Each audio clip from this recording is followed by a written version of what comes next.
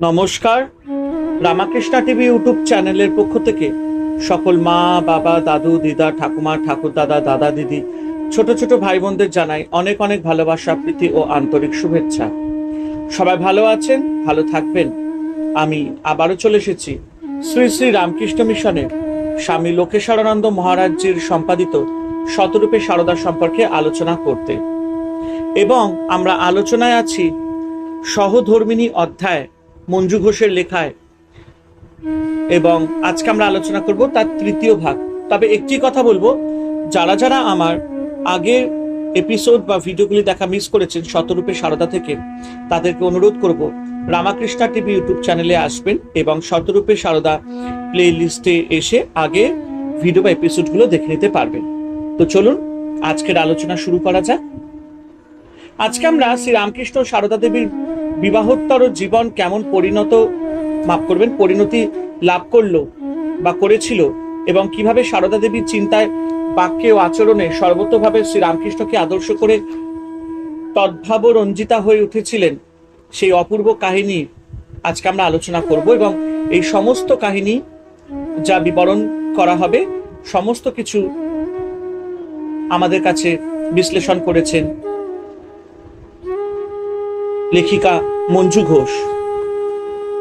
1267 সালের অগ্রহায়ণ মাসে দিরাগমন উপলক্ষে ঠাকুর জয়রামবাটিতে যান এবং সারদামণিকে কামারপুকুরে নিয়ে এসে কিছুকাল একসঙ্গে বাস করেন।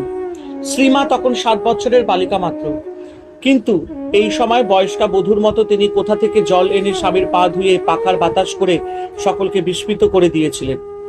স্বামী নির্বেদানন্দ লিখেছেন, প্রাপ্ত বয়সে তাহার দেবতুল্য স্বামীর যে সেবায় সারদা তন্ময় হইয়া নিজেকে ডুবাইয়া দিয়েছিলেন, বোধ হয় কোনো দৈবী প্রেরণায় তিনি এদিন সে সেবাব্রতের উদ্বোধন করেন। এরপর বেশ কিছুকাল শ্রী রামকৃষ্ণ দক্ষিণেশ্বরে অতিবাহিত করেন। তখন মা ভবতারিণীর দর্শন লাভের জন্য তীব্র ব্যাকুলতা নিয়ে বিভিন্ন প্রকার সাধনে তিনি লিপ্তও থাকেন ও আধ্যাত্মিক জগতের বহু প্রকার অনুভূতি লাভ করেন।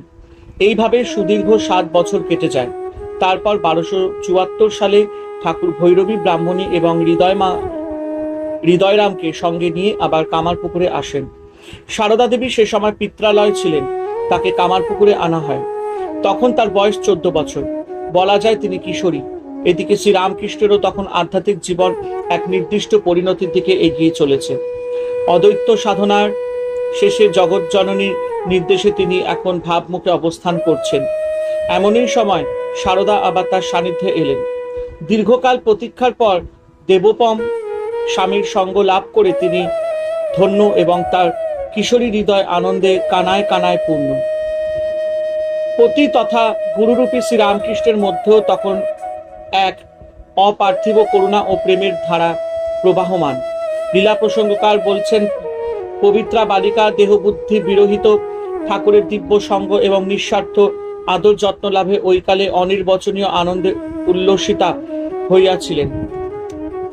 শ্রীমা নিজ মুখে বলছেন, হৃদয়ের মধ্যে আনন্দের পূর্ণ ঘট যেন স্থাপিত রয়েছে।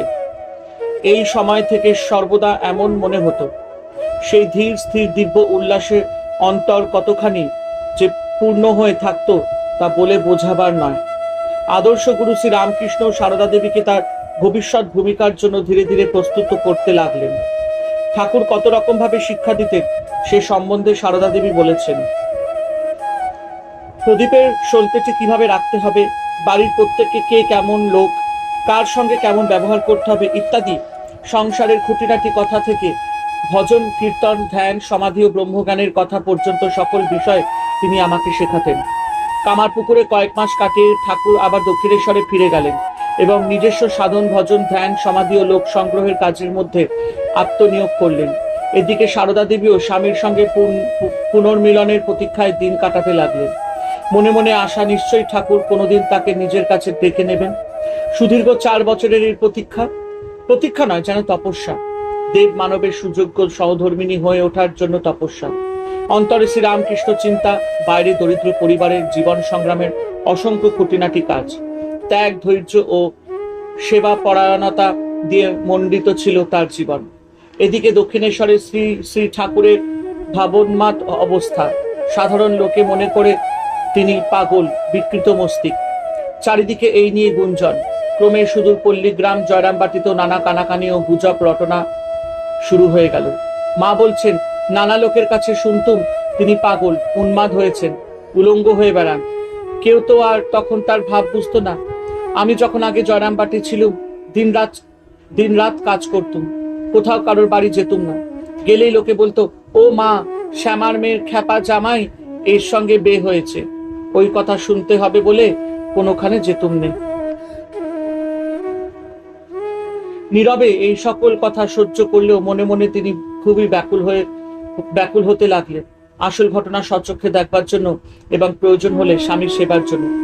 পুঁথিতে বলা হয়েছে, জননী বয়স্কা এবে বিচিন্তিত মনা, মনে মনে আপনার করেন ভাবনা। আগে তারে দেখিয়াছি মনের মতন, সত্য কি এখন তিনি নাহিক তেমন। যদ্যপি তাহাই হয় ইচ্ছায় ধাতার, এখানে বসতি নহে কর্তব্য আমার। বহু প্রতিকূলতা অতিক্রম করে সীমা দক্ষিণেশ্বর উপস্থিত হলেন। এই যাত্রাপথে তার জ্বর হয়েছিল এবং ভবতারিণীর দিব্য দর্শন লাভ হয়েছিল। সেসব কাহিনী সকলের জানা আছে।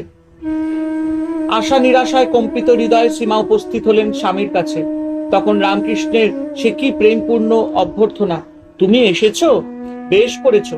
এখন কি আর আমার সেজবাবু মানে মথুরবাবু আছে যে তোমার যত্ন হবে? তিনিও যেন এতদিন এই আগমন প্রতীক্ষাতেই পথ চেয়ে বসেছিলেন।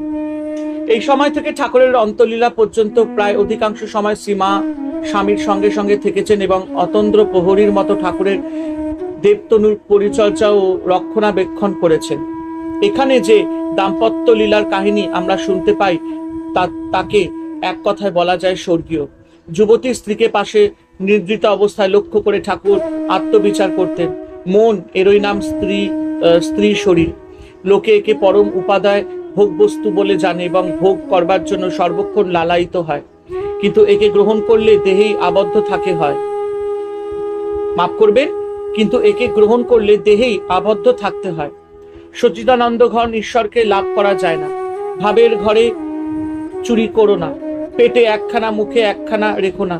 সত্য বলো, তুমি একে গ্রহণ করতে চাও অথবা ঈশ্বরকে চাও। যদি একেই চাও তো এই তোমার সম্মুখে রয়েছে, গ্রহণ করো। এই রকম বিচার করে স্ত্রীর অঙ্গ স্পর্শ করতে উদ্যত হওয়া মাত্র মন সমাধিতে বিলীন হয়ে গেল। সে রাত্রে আর বাহ চেতনা এলো না। এই সময়কার ঠাকুরের ভাব সম্বন্ধে মা বলছেন, সে যে কি অপূর্ব দিব্যভাবে থাকতেন তা বলে বোঝাবার নয়। কখন ভাবের ঘোরে কত কি কথা, কখন হাসি, কখন কান্না, কখন একেবারে সমাধিতে স্থির হয়ে যাওয়া। এই রকম সমস্ত রাত সে কি এক আবির্ভাব আবেশ, দেখে ভয় আমার সর্বশরীর কাঁপত। আর ভাবতুম কখন রাতটা পোহাবে। ভাব সমাধির কথা তখন তো কিছু বুঝি না। লীলা প্রসঙ্গকার মন্তব্য করছেন, পূর্ণ যৌবন ঠাকুর এবং নবযৌবন সম্পন্না শ্রী শ্রী মাতা ঠাকুরানীর এই কালের দিব্য লীলা বিলাস সম্বন্ধে যে সকল কথা আমরা ঠাকুরের নিকটে শ্রবণ করিয়াছি, তাহা জগতের আধ্যাত্মিক ইতিহাসে অপর কোনো মহাপুরুষের সম্বন্ধে শ্রবণ করা যায় না। দিনের পর দিন এবং মাসের পর মাস অতীত হইয়া ক্রমে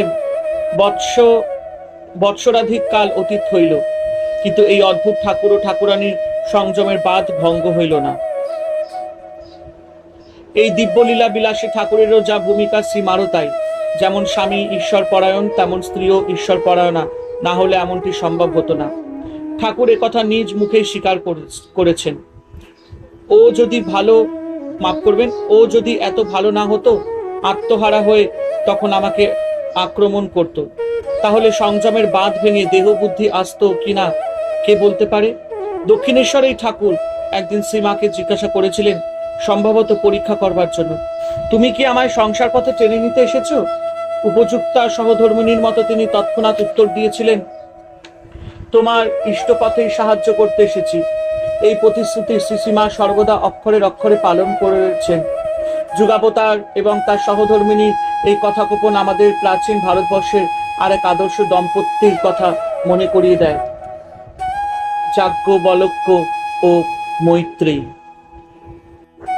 হরে কৃষ্ণ কৃষ্ণ কৃষ্ণ হরে হরে, হরে রাম রাম রাম হরে হরে।